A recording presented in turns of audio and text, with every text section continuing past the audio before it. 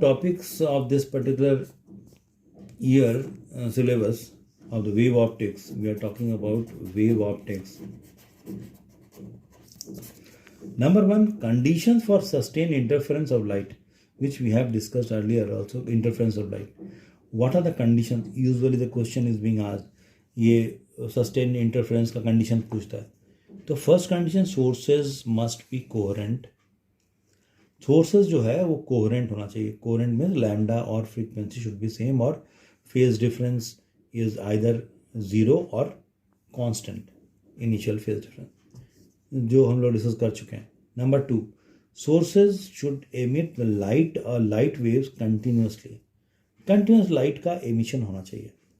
Third one, sources should be close to each other. Source जो है, source of light, वो close होना चाहिए. Number 4, amplitude of the two waves of the coherent wave should be equal. दोनों wave का amplitude भी equal होना चाहिए. Fifth condition, coherent sources should be narrow. Coherent source कैसा होना चाहिए? पतला होना चाहिए, narrow.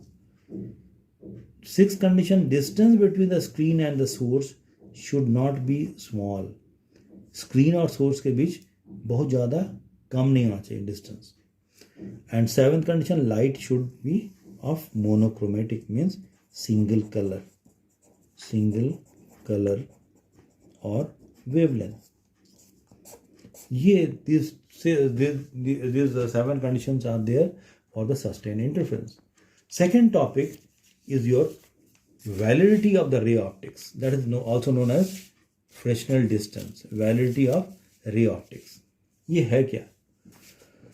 Validity of ray optics means ray optics के बाद ray optics कहाँ तक valid है, उसके बाद wave optics शुरू होता है.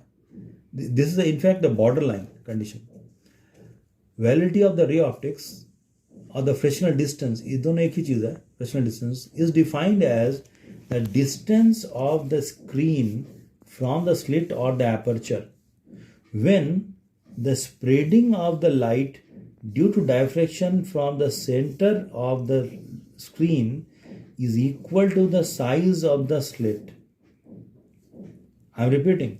Fresnel distance is the distance is defined as the distance of the screen from the slit or the aperture when the spreading of light. Diffraction से क्या होता है? Light spread होता है उसके corner से. Is when the spreading of the light due to diffraction from the center of the screen is equal to the size of the slit. See the diagram. It is denoted by ZF, F suffix. यहाँ पर देखिए, ये एक single source लिए, D is slit width.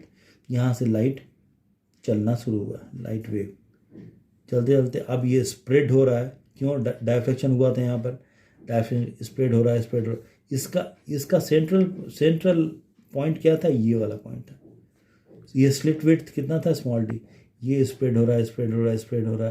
Spread होते होते धीरे धीरे एक पर्टिकुलर पोजीशन पर यहाँ पर गया, जो कि सेंट्रल पॉइंट से स्मॉल डी के बराबर, ये स्मॉल डी के बराबर, स्लिट विड्थ के बराबर अगर हो जाता है, तो ये डिस्टेंस, कौन सा डिस्टेंस? स्लिट का जो प्लेन है और स्क्रीन, ये डिस्टेंस को बोलेंगे फ्रेस्नेल डिस्टेंस. इसके बाद ये वैलिड नहीं होता है. इसके बाद क्या आता है? Wave optics. यहाँ ये अगर यहाँ से यहाँ तक हम लोग लेते हैं ZF, इससे पहले रे ऑप्टिक्स वैलिड था. ये डिस्टेंस के बाद वेव ऑप्टिक्स को हम लोग वैलिड मानेंगे.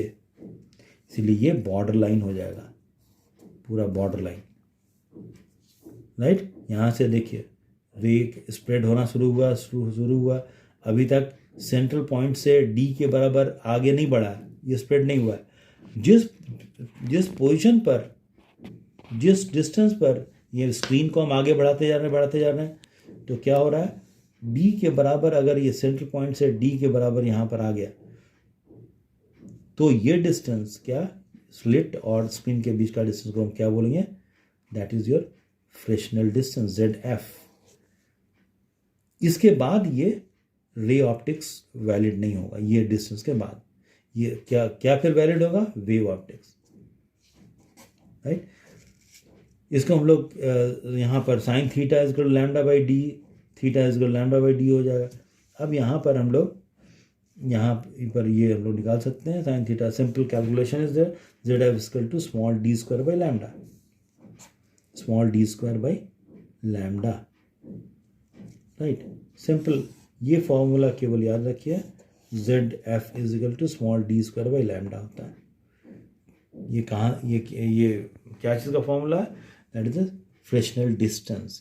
स्मॉल डी क्या है? Slit width. लैम्डा क्या है? Wavelength of the light used, wavelength of the light used, right? Okay. So in case of the calculation, very simple, theta is equal to lambda by small d, and lambda by small d है। और हम जानते हैं theta is equal to small D by capital D भी होता है। Theta is equal to small angle के लिए क्या होता है? छोटा अगर एंगल है तो ये अगर डी है, ये अगर कैपिटल डी है तो ये थीटा है, तो theta is equal to D by capital D भी होता है। तो यहाँ से स्मॉल डी बाई इतना कर दिया, स्मॉल डी हो गया capital D into theta, and यहाँ पर हम लोग क्या किए, थीटा का जो वैल्यू था वो यहाँ पुट कर दी, ये लैम्डा बाई डी पुट करने से हुआ क्या यहाँ पर अब क्या, यहाँ पर ये क्या हो जाएगा, D square cross multiply lambda by lambda into capital D, ठीक है। यही कैपिटल डी जो है that is Z F is equal to D square by lambda, ये नीचे आ गया, यही फॉर्मूला है। ओके।